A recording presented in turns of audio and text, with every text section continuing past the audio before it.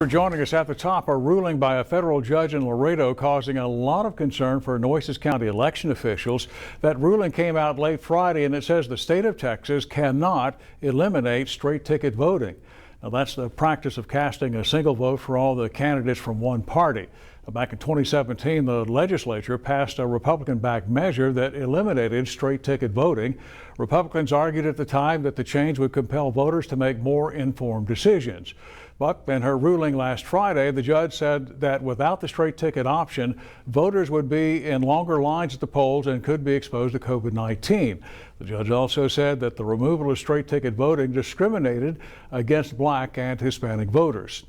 Well, if the judge's order remains in place, election officials across the state and right here in Nueces County would face a logistical nightmare.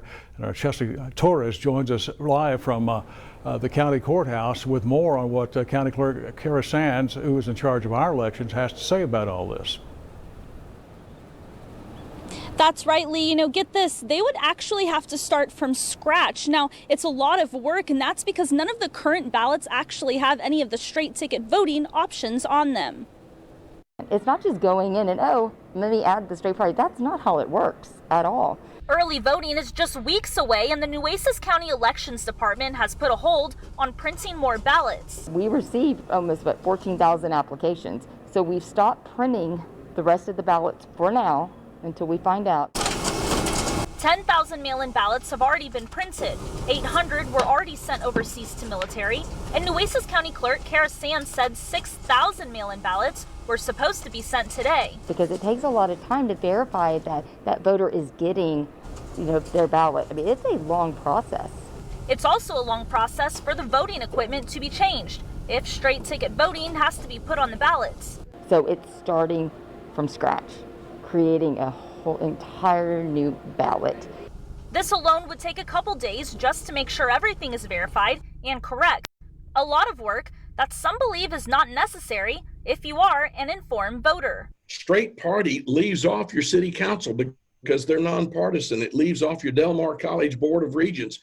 If somebody flicks it, they don't even get your vote. No consideration.